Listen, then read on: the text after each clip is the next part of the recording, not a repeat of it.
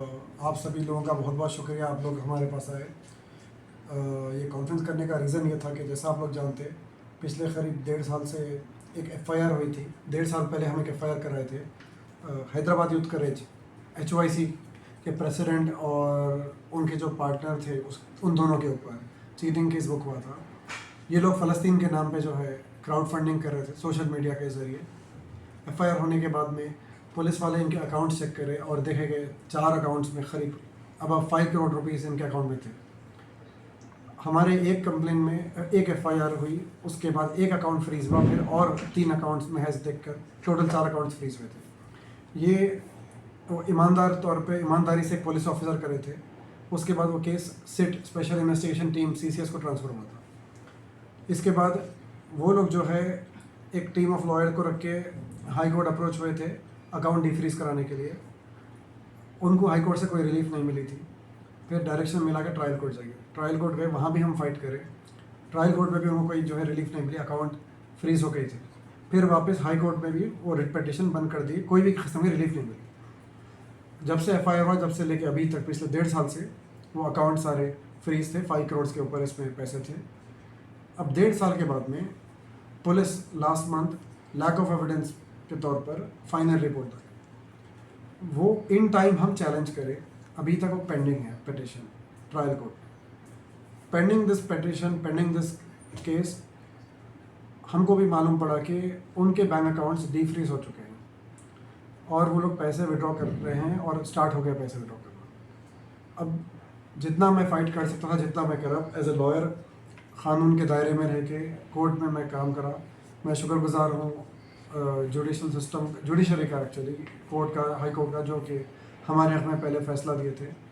अब पुलिस की जो है इन्वेस्टिगेशन ऐसी आई कि विदाउट कंसिडरिंग डिटेल्स, जो हालात थे उस टाइम पे गाज़ा में, उसको कंसिडर नहीं करे वो लोग। और ये जो हंड्रेड्स ऑफ लोग डोनेशन करे, इन लोगों का भी स्टेटमेंट रिकॉर्ड नहीं करके बहुत लूक वार्म तौर पे काम करके जो है लैक ऑफ एविडेंस की रिपोर्ट डाल के जो है ये सब रहते हर जगह गए। उनके बॉर्डर सीज थे, कोई जा नहीं सकता था। मेरा काम जो है मैं कोर्ट में कर रहा था, यहाँ तक करते आया without any political support, without any personal grudge और without any personal gain in this. मैं काम कर रहा हूँ एंड ठीक है।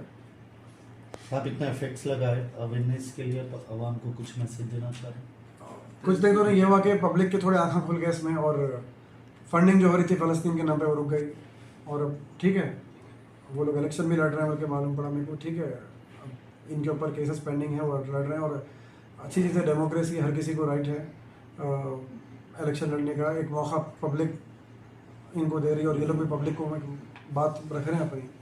अब इनके ऊपर ऑलरेडी केसेस थे, PD एक्ट हुआ था कुछ, वो फिर कैंसिल हुआ, और मल्टीपल केसेस थे पेंडिंग। अब वो अपनी जगह इलेक्शन लड़ रहे हैं, मेरा उनसे कुछ और कुछ लेना देना नहीं है।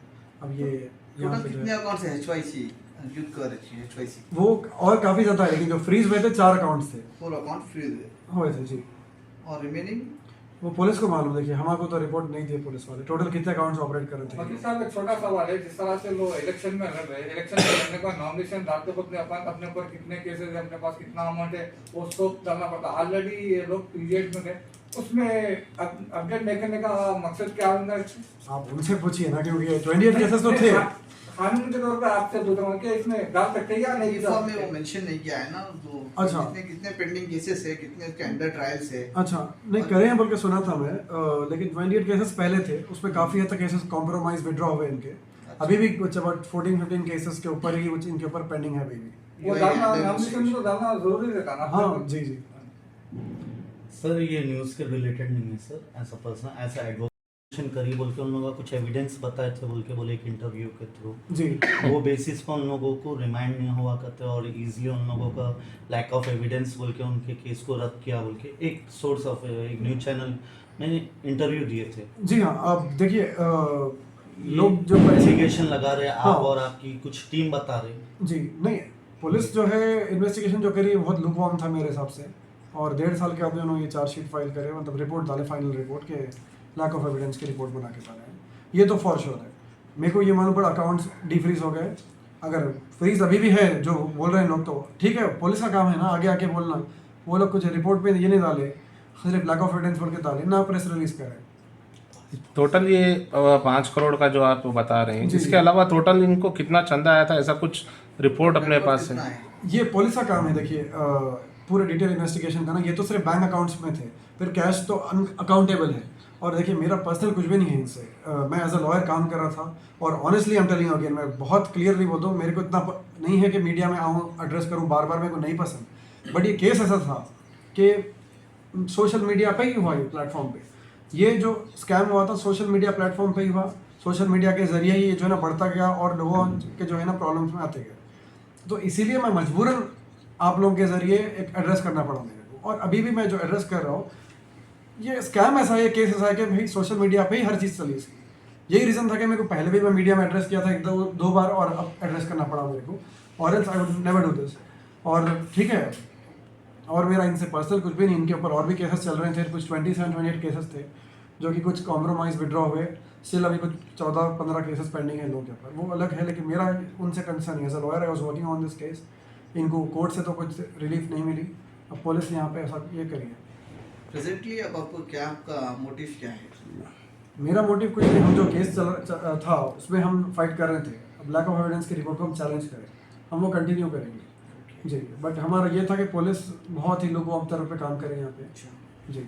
वो अकाउंट सीज होने के बाद आपसे भी बोलते हो, अप्रोच होने की बहुत कोशिश करे बोल के चल रहा था, ऐसा क्या, या कितनी सच्चाई है इसमें? ठीक है, वो तो होते रहते चीज़ें। ये देखिए इसमें क्या कर सकते हैं, अब हम पब्लिक लाइफ में काम कर रहे हैं, हमारा ऑफिस खुला है, हर किसी के लिए लोग आते हैं, हर कोई अप्रोच होता है। नहीं, आवाम को भी मालूम है, काफी लोग को मालूम है ये पैसा फलस्तीन का था, ये चंदा करके मंगाए। कुछ लोग बोलते थे आपको स्क्रीनशॉट भी भेजिए, अमाउंट डाले तो भेजिए, हम भी इतनी मदद करने के बाद क्या पुलिस को ये नहीं दिख रहा था कि ये प्रूफ? वही मैं चाहूँगा कि आप लोग पुलिस से सवाल करें ये कि जो है ऐसा कैसा लैक ऑफ एविडेंस की रिपोर्ट डालें आप लोग, जो पैसे आए इनके पास कहाँ से आए, इस पर इंक्वायरी होना अनअकाउंटेड जी। अनअकाउंटेड फंड्स है। अनअकाउंटेड